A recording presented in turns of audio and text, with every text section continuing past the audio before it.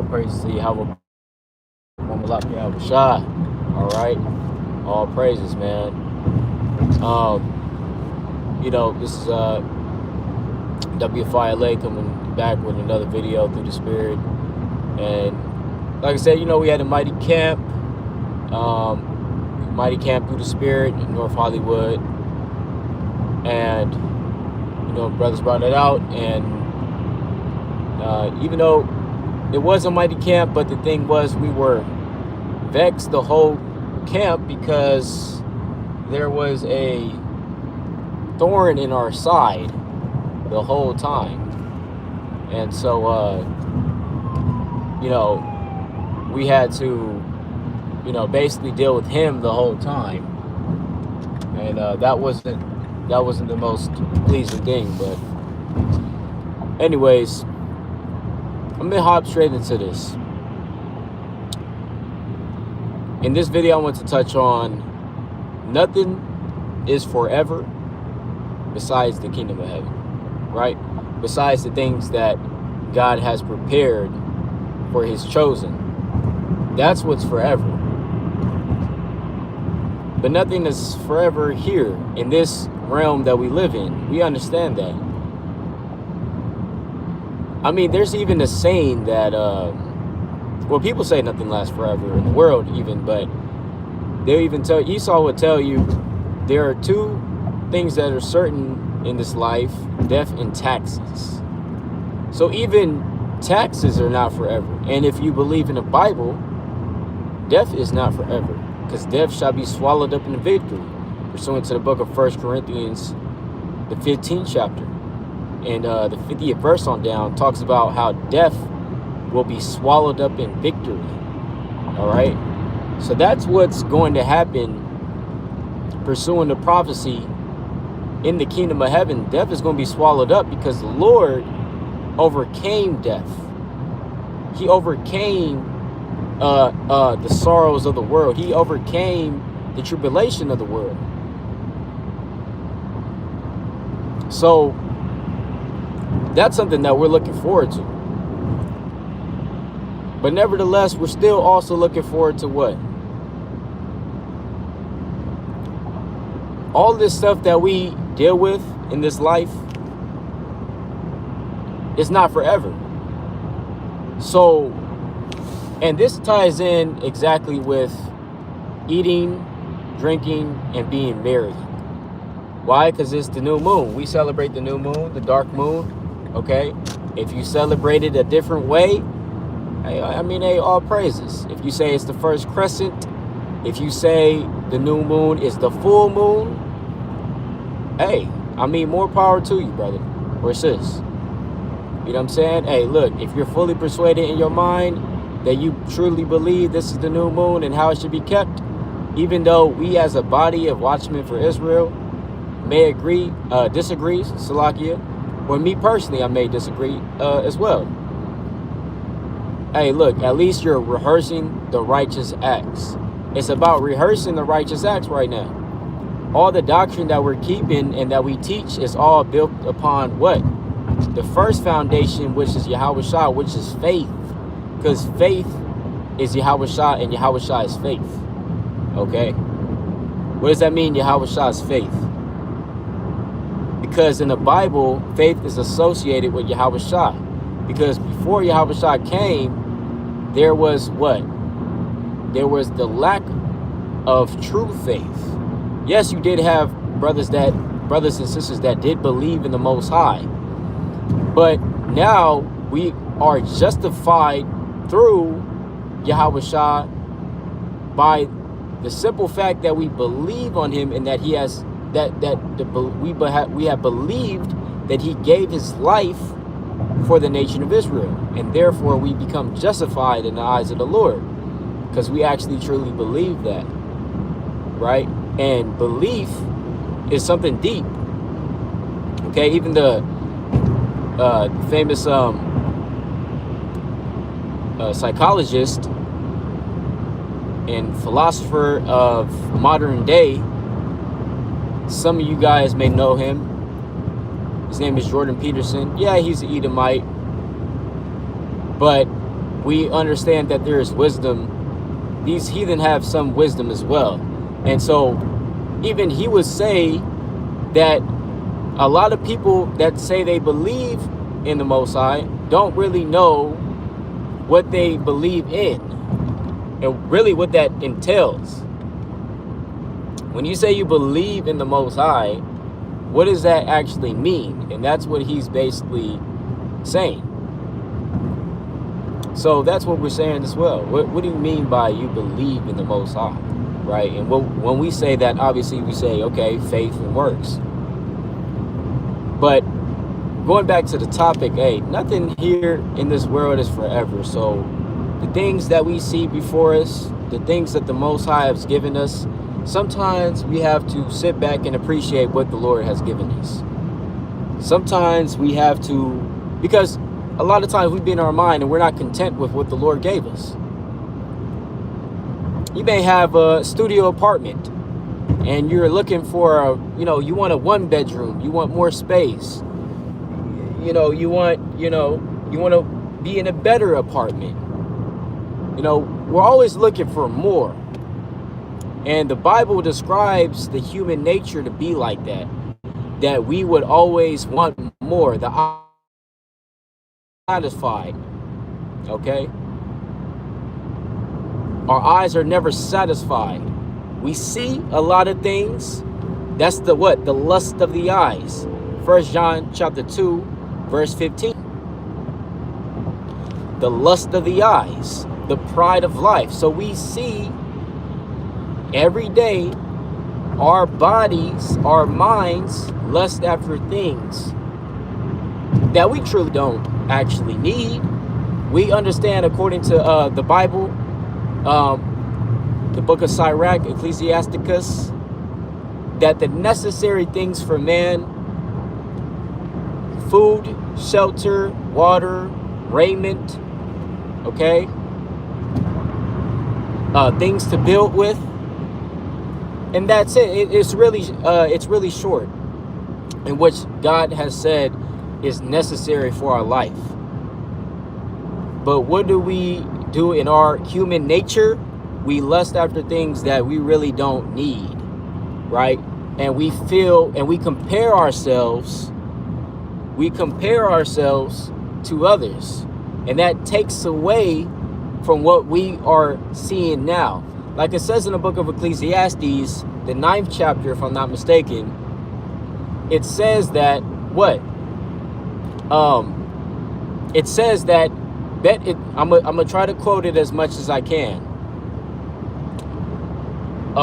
It says that better is the sight of the eyes than the wandering of the desire. Okay? Better is the sight of the eyes than the wandering of the desire. What does that mean? That means that what you have now, what you see before you, is better to focus on that than to wander in your mind about what you could have had, or what you could have, or what is possible for you to attain in the next 5 years, in the next 10 years, and how this could be different, and this situation could be different. The Most High said, it's better to focus on what you have now. Okay? And since it's the new moon and we're gathering together in myrrh and gladness, and we're celebrating the new month being issued in, we want to take that time and appreciate what the Lord has given us. Because he's given us the things that's necessary for our life. Even though we may not have it all. We're not meant to have it all right now. Right? We're not meant to have it all. If we had it all, there would be no incentive to serve God. There would be no incentive to serve the Most High. In order to serve a power that you can't see, that you can't hear, in order to serve a deity whose words are written in a book, whose voice you cannot hear, and whose form you cannot see with your own bodily eyes. Because like it says in the book of 2 Peter, the 1st chapter, though we have not seen him with bodily eyes, right? Yet we still love the Lord. Okay, roughly paraphrasing, that's 2 Peter, the 1st chapter. We have not seen him with bodily eyes. And that's true. We haven't seen the Lord with bodily eyes. We haven't touched the Lord with our hands. No one has. It's all faith. When you open your Bible and you read in the scriptures, you're reading about the words of Yahweh, you're reading about the words of of Daniel, the words of the prophets, the major, the minor prophets, the patriarchs, Abraham, Isaac, and Jacob, and you're reading these accounts, you believe them. That's faith right there, and that's something you can't buy. It's not something you can purchase with money. That's a special gift of faith.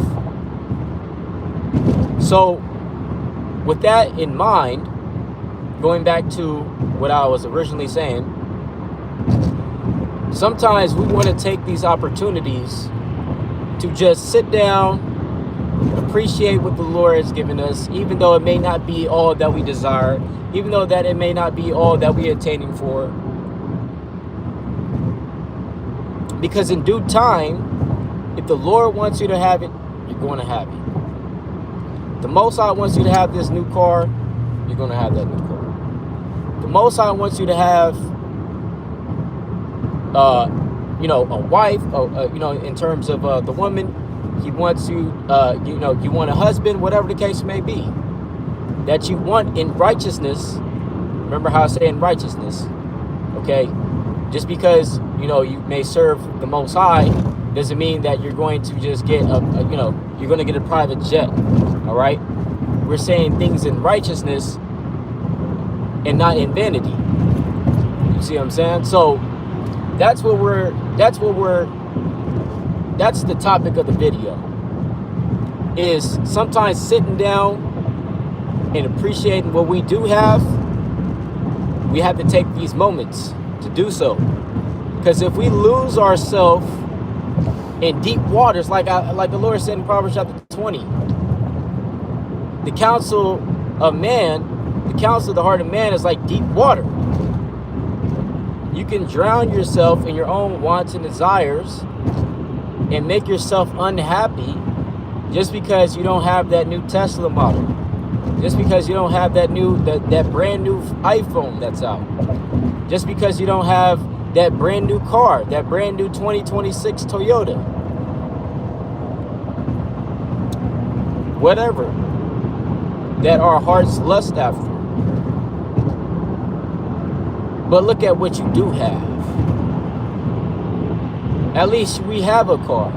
At least we have the ability to hear the words of the Most High.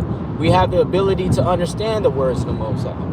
We have the ability to walk and talk and see and communicate and understand. There's a lot of people in the world, and like I said, when I teach y'all, I teach myself, right? I'm not above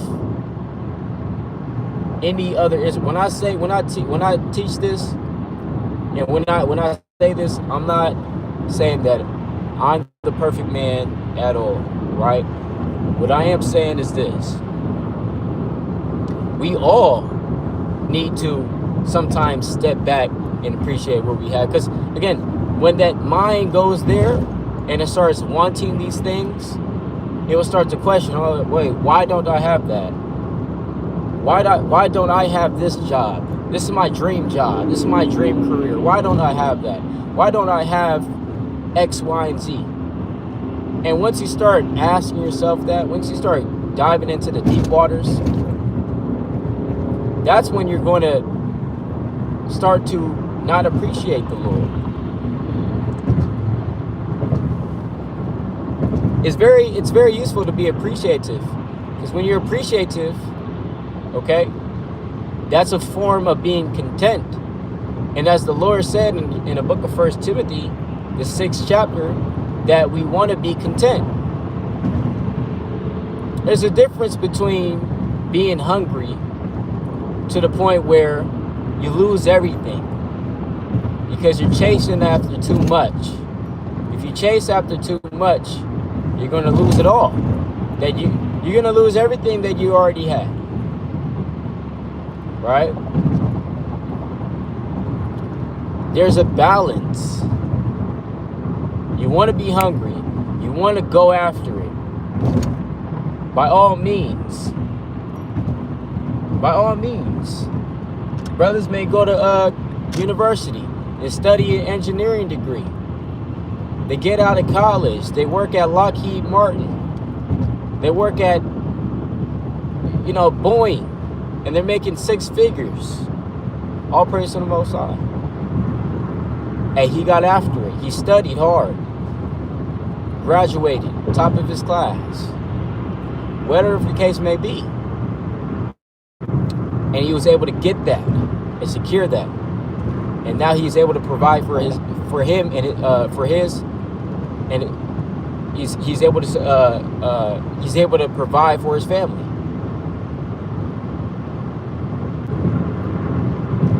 So that's the type of things that we want to strive for. But there's a balance. But we also want to be content with the things that we already do have as well.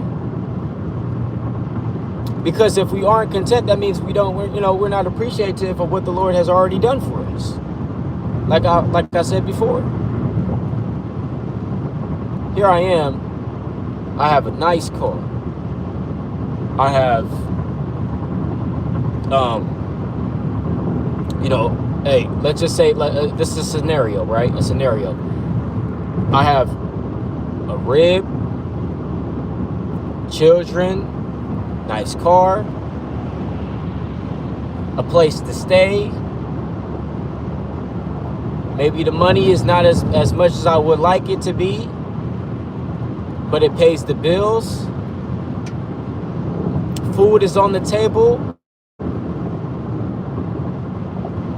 So there's many people that live their life like that, and yet is still unhappy, is still trying to compare their life with the people that's above them, that have the bigger house, that have maybe the so-called the better wife or something, the better looking wife or whatever the case may be. The kids are more, or maybe they're more smarter, or they're more athletic, or whatever it is that people desire, right? We see it all the time.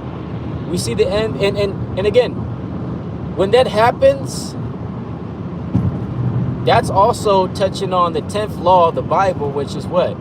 Thou shalt not covet, right? Thou shalt not covet thy neighbor's wife. Thou shalt not covet thy neighbor. Thou shalt not covet thy neighbor's house. Thou shalt not covet thy neighbor's wife, nor his manservant, nor his maidservant, nor his ox, nor his ass, nor anything that is thy neighbor's.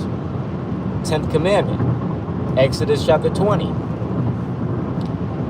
And we see this all the time. People that, covet after other people's things. But what we're saying, and what the Bible is saying, is have a balance. You want to be hungry and be able to excel and be able to, because when you make money, you're able to provide, and that's what men have to do, according to the Bible, is provide for their household. It's an obligation. So if you are able to get that promotion, get it. If you're able to get that better job, get it. But it's a balance. You don't want to labor to be rich, right? I wish I could put that precept right now, but hey, that's Proverbs, I believe, the 23rd chapter, if I'm not mistaken. Either 23 or 24, early in the chapter, and it says, labor not to be rich, for riches surely fly away. What does that mean? Labor not to be rich means, because in other places in the Bible, Proverbs 12, Proverbs 10, it says that, look, when you're diligent, you make rich. In other places in the Bible, it'll tell you that if you're diligent, you will be rich.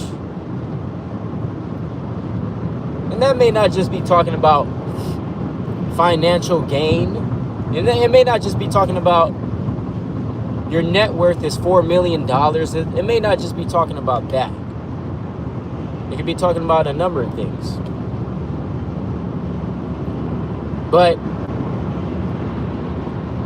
it can also be talking about, again, monetary gain too. So let's take that. Let's examine that. Labor not to be rich means what? When you go into other translations, it's saying it's pointless to work yourself to death trying to get rich, because riches in this world can just fly away like that. Like how a bird just flies away and you don't see that bird ever again. That's how riches can fly out of somebody's way. You spend your whole life trying to find riches, and then finally when you got it, it slips out of your hand. That's what happened to some people. Some people, they win the lottery and they lose all their money. How does that happen? The temptation of the money, they couldn't handle it. They had to splurge. They had to go overboard and not think about the long term, because they never had this much money in their life. So now they're just trying to go big and not thinking about the long term, right? The long-term investment. And there's people, like I said, there's people like that lose all their money because they're again, they're enticed by that money, that large sum of money. So the Bible says labor not to be rich, right? Because it's pointless trying to waste your whole life trying to chase money. Money is not the end all be all. It's the end all be all in America. It's the end all be all in a capitalist society. Yeah, for sure. You can't do anything without money. You can't do anything without money. It's virtually almost impossible now in America. Without money, you can't do anything. You want to live, that's money, right? Because you have to pay rent. I'm paying someone money for letting me stay on land that they don't own, that was stolen from the native people of the land. I would very much well pay rent to the natives, to our people, the natives, the Gadites, the Reubenites. I would much rather pay rent to them than pay rent to Esau or to Moab or to any other nation. Because they actually were there first. They actually owned the land. It was right there when the Spaniards and the conquistadores and the other nations came up in there to take it.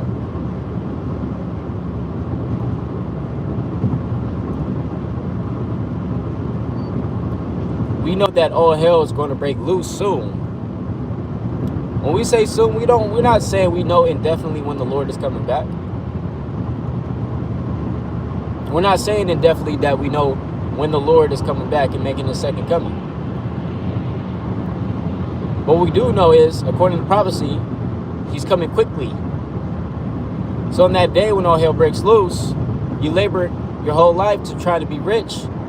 What profit is those riches now? It's nothing. It's worth nothing. The US dollar is not backed off of any type of gold. Okay, it's a fiat currency. We know this. Ronald Reagan. We know the history.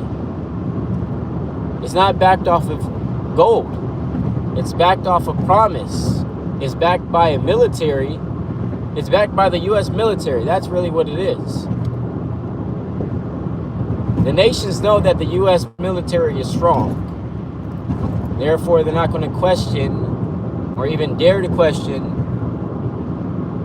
the worth of the U.S. dollar. But there's going to come a time in which that U.S. dollar will be worth nothing. It's not going to be worth anything. They're not going to just take this money at just face value. It's just paper. The U.S. dollar bill without a military backing it up is worth nothing. It's just a piece of paper. And yet, Babylon the Great, which is America, has conditioned us to chase after this paper our entire life. From the moment that we're legally able to work to the day that someone dies, we're encouraged and we're forced, well, really we're forced to chase after this fiat currency of money.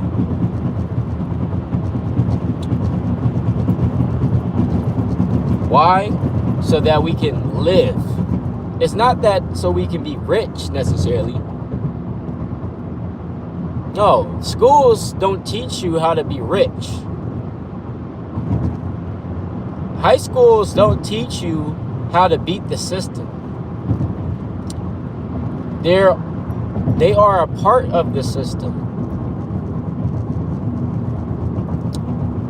What do I mean by that?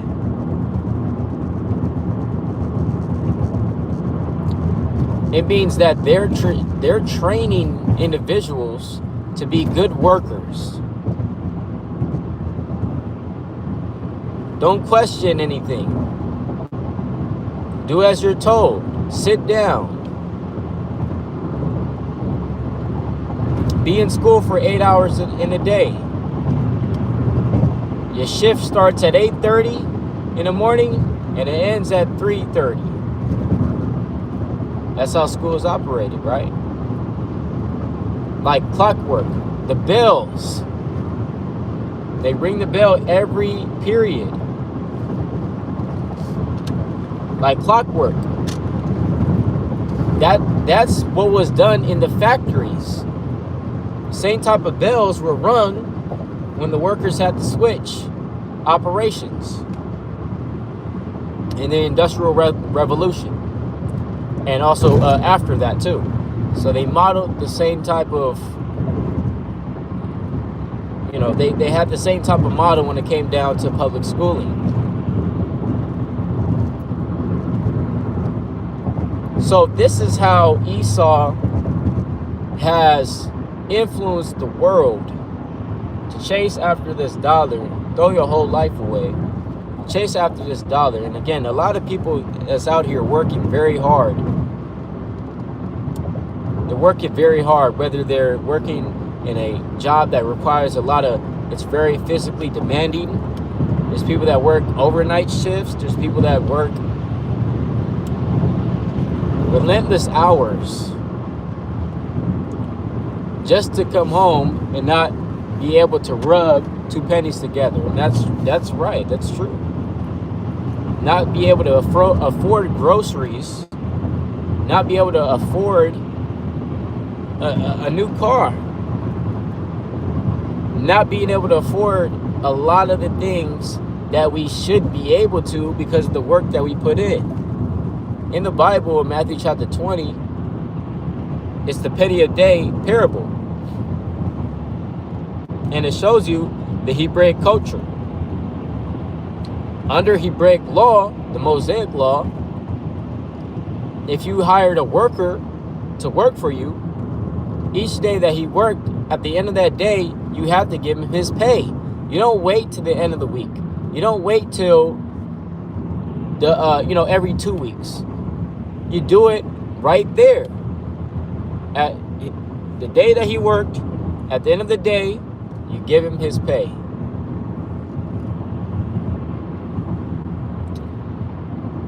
But in America, we have to wait 2 weeks, sometimes 3. For a lot of the teachers and people that work in, amongst children, you have to wait a whole month in order to get your check. You have to wait a whole month. Who can wait a whole month to get their check? It's just ridiculous. But this is what we have to deal with on a day-to-day.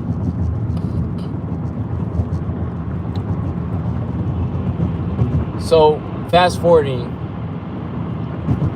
nothing lasts forever besides the kingdom of the Most High.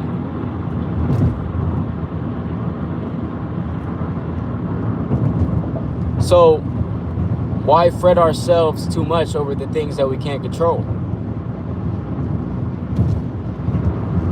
Some things we could take control of. Some things we can't.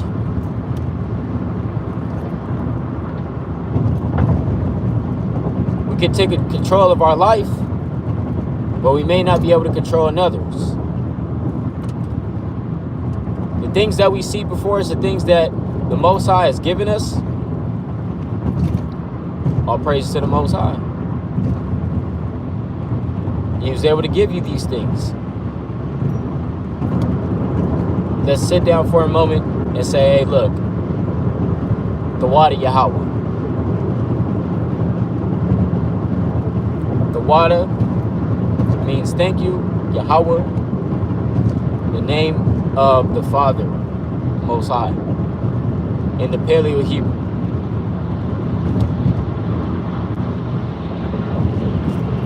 So that's mighty right there. Okay? So let's appreciate those things. And I'm going to close out through the Spirit. Come back, y'all, yet another video through the Spirit Power Yahweh. Bahashem, Amashiach, Wamalak Yahweh Shah. Right? Kwam Yashala. Shalom.